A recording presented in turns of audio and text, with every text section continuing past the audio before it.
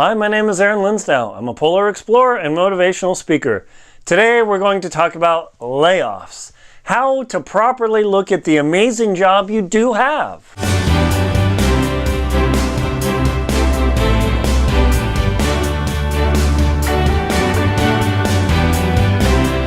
Layoffs, they happen even in a roaring economy where we've got, was it 4.2% growth of the domestic product in the country, which is totally insane. Can you say magic wand? Pazzow.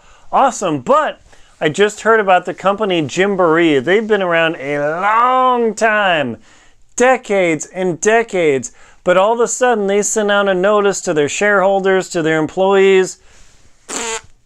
We're done. It's over. We're in Chapter 11, I think it's Chapter 11 bankruptcy. And the company Gymboree, I'm sure if you go to any malls, you've seen these children's clothing store, and they've been around, and I don't shop in Gymboree. I'm not a kid, but I don't have any kids. But that company, those people put their heart and soul and work and love into it, and poof, gone. All of a sudden, all of these thousands of employees who work the floor, the staff, the stocking teams, the delivery, the buyers, the back end, the computer IT nerds, everybody is out of a job. And now, I feel stiffness and aching just thinking about it. And it's like, oh my gosh, that's really terrible. What a horrible way to start off your years, to realize like, wow, I just racked a bunch of debt up because my son just had a bunch of illnesses, and we blew out our, or we had to pay our deductible, and over Christmas we overspent, and then the car is breaking down, and now I'm laid off. What do I do? So I want to talk about that. I've talked about some other layoffs, and actually I need to make a note about that. Just looking at my handy dandy notes here to talk about the things, and realize that you must treat every job you have as though you were self-employed. What? Doesn't that sound a little silly? But you say, Aaron, I've got a job. Do you have a job? Do you have a career? Are you utterly guaranteed a paycheck for the rest of your life? Now, if you work in government, maybe. But this whole government shutdown, partial shutdown, furlough thing's going on right now. These people will get their paycheck, but a lot of people, 800,000, don't actually have a paycheck right now. And all of a sudden they realize, like, wow, I mean, that's pretty crazy. Yeah, that's what the private enterprise is like. So when you go to work for a place, how do you treat that job? I mean, every day I wake up like, oh man, I gotta connect with clients. I gotta do advertising. I gotta send out mailers. I mean, I got. How do you show up to work? Yeah, guess I got a job. Guess I collect the paycheck. Yeah, right. When you're self-employed, your attitude is totally different. It's like a kick, I can't really, wait, it's like a kick in the seat of the pants, whoosh, whoosh, whoosh, every minute of every day, because, that was pretty cool, I gotta do that more often, because if you're not out there selling, pushing a product, connecting with clients or subscribers or customers or whatever, what's gonna happen? You're gonna be living in the street, maybe in a tent if you're lucky, and nobody's going to like you. So when you've got your job, you got to realize that at any day you could come in and you can get canned. It's happened. It's happened to me several times. Hey, you know what, Aaron? We don't need you anymore. Your position's been eliminated. We're downsizing, yada, yada. Code for you're fired. That's right. And it happens. And you've got to be prepared for that. Now, is that to say, oh my gosh, I've got to live in this stress ball the whole time? No. But the traditional rule is you need to save up about 6 months of total income just as a rainy day supply. Now, with 6 months of income cash sitting in the bank, what's the temptation? man, I would love that new OLED TV, that whatever 72-inch or whatever. I would totally love that thing. But I'm going to buy that TV and then bam, I lose my job. I can't go take that TV back to Best Buy, get my money back, and then, no, dude, no, lady, it doesn't work that way.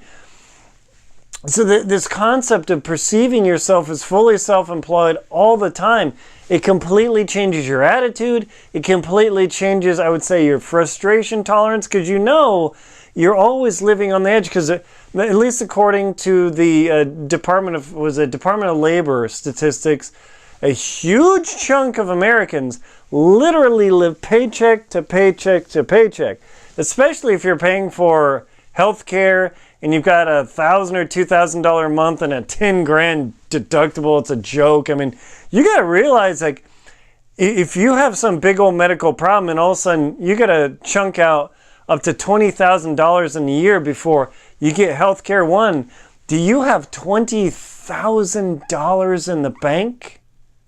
Oh, and $20,000.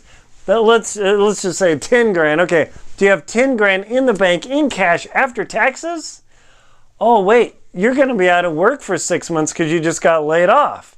How much do you make per year? Let's see, the average American household makes, I think the Department of Labor statistics is about $64,000. Do you have $32,000 in cash after taxes in your bank account on top of that extra 10 grand you need for that deductible? So when you hear this, oh, people are literally living about 1 or 2 paychecks away from living on the street, and that sounds absurd.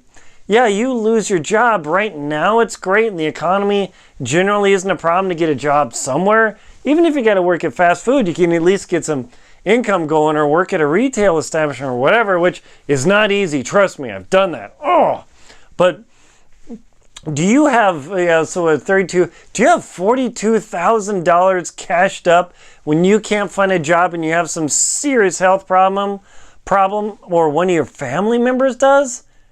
Think about that. Now, don't stress out. Don't click like, oh, I can't handle this, but really, really think about that.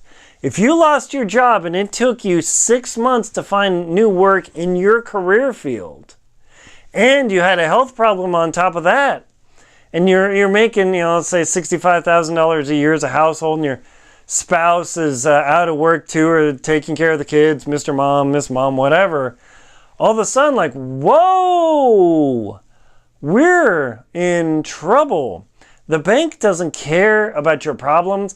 The landlord doesn't care about your problems. The only thing the bank and the landlord and your car, the people you bought your car from, your car loan place, and all your electric company, the gas company, the water bill, the trash, the only thing they care about is getting paid. They don't care about you because they have their own problems too. Your problems aren't their problems. They don't care about it. So when you look at your jobs like, man, I'm self-employed. What happens if I had a serious dry spell where I didn't have clients for like 6 months? What would I do? Would I have enough money to continue to pay my mortgage or my rent, to stave off that time and have enough cash where we're not literally like trying to sell plasma or, I don't know, do something silly and illegal? You got to really think about those factors because it can happen. I know one speaker friend, oh my gosh, that poor guy, he had a family death, and a couple weeks later, his wife's uncle died, and then he had to have a surgery. I mean, holy schmazzoli. And the only way this guy currently makes money, at least I think, is if he's on stage motivating audiences.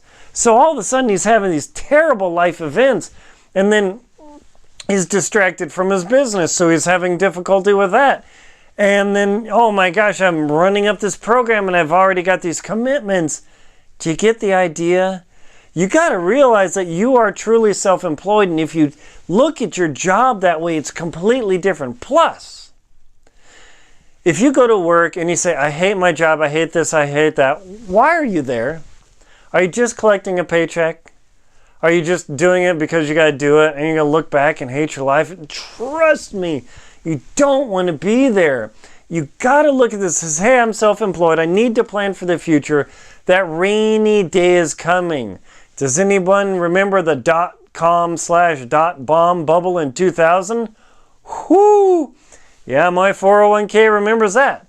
Does anybody remember the housing nuclear explosion in 2007 or so? Oh, you better believe that. I look at my Zillow all the time watching that sucker. Interest rates have gone up. Mortgage lending is calmed down. All of a sudden the economy is not exactly perfect anymore. What follows next? Hopefully it's not your job. I don't want to, knock on wood or whatever you want to say, but boy, oh boy, let me tell you, you could be there quicker than you think. So always remember that I got to plan ahead. I got to treat myself like I'm self-employed, because any day of the week, I think virtually all the states in the U.S. are right to work, other than union jobs. Yeah, government and a couple of the union folks left.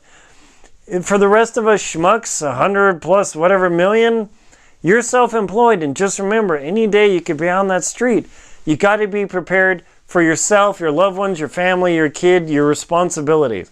Believe me, when you look at things like that, it changes your perspective and you begin planning. Don't stress, don't melt down, don't do the, I can't stick my head in the ostrich in the sand thing. Think, okay, what am I going to need to do to be able to have enough income and funds to survive for 6 months when things go way south?